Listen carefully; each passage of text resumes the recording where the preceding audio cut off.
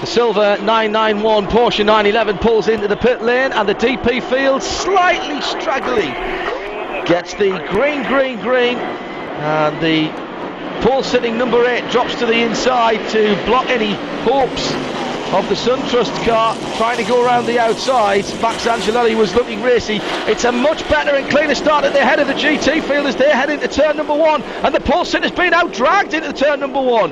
The Brumos car getting a little love tap from the third place GT there, Andy Lally, I think that was, who was just coming through, and in fact that has been a very ragged start indeed, as it looks to be as though the 59 lost the lead for a moment, but now has it back and streaks away from the 458 Ferrari. I think Jeff Siegel tried to carry a little bit too much speed into turn 1 there. It's a little bit wide, and Andrew Davis able to take that lead back again. But that car in third place, Andy Lally and Kerry, that Magnus Racing car, that for sure is going to be a very strong contender as well. Andy Lally, he's won this race a couple of times in the past and has some very, very strong teammates. Scott Pruitt making up ground in the 0-1. That's the Chip Ganassi Target car. They're out onto the speedway banking for the first time.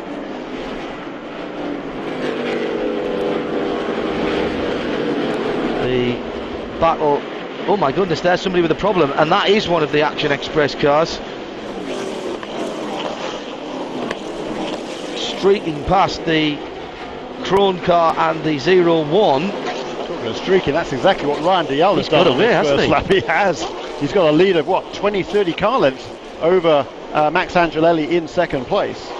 Now what happened to that DP to make it go so slowly, and has it picked up pace? Yes, it has.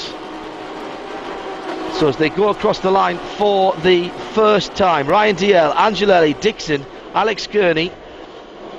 In fact, Oz Negri goes through into third, Alex Gurney, fourth, excuse me, fifth is Gurney, sixth is Ryan Hunter-Ray. There's GT field going through as well.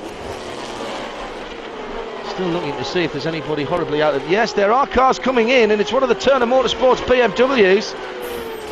The 94 car, and... which Porsche is that? Is that the... 19? Yeah, it is the 19 Porsche that comes into the pit lane. Now, has there been a bit of damage there? They go to work. The Turner car's getting some tyres straight away. Meantime, the leader, Ryan DL, pulls away at the head of the field. We're told by our broadcast colleague from MRN, Eli Gold, the legendary voice of MRN, to expect pit stops for GT cars around about 45 to 48 minutes. The DP should go pretty much to the hour.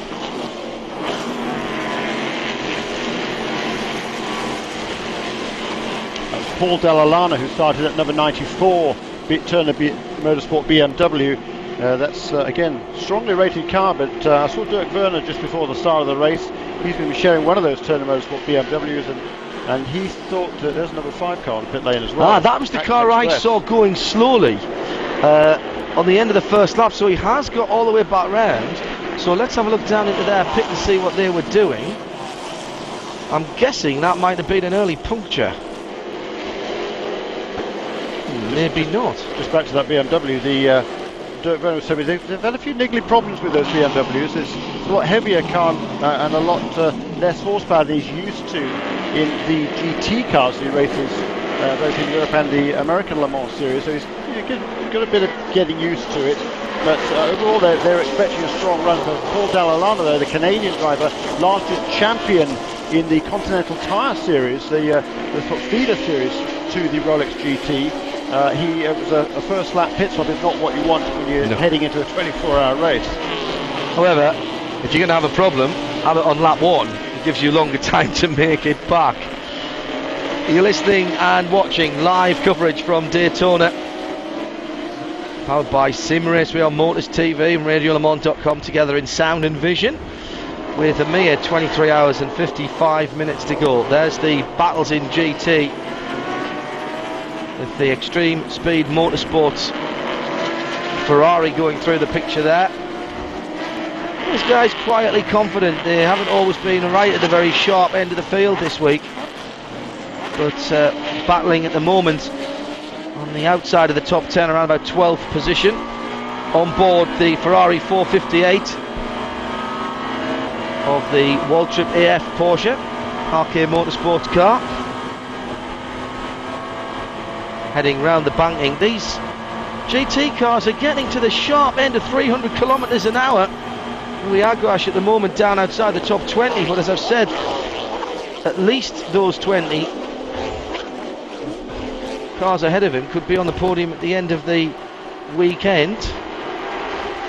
A quiet start, Mr. Truswell, and everybody playing themselves in. It's like the opening overs of a 5-day test match. Nobody taking too many risks, and actually two quite restrained starts, I'm pleased to say. Well, exactly as it should be in some ways. I mean, one gets a bit excited sometimes at the beginning of 24-hour races, and people go rushing off into leads and get themselves involved in tussles. So it's a bit of a tussle as you described it in the GTs, and I think there's a little bit of that still going on, in fact, as the GT cars come through and begin their fourth lap, going down off the tri-oval into the infield section. The first tight left-hander that takes them onto the infield section.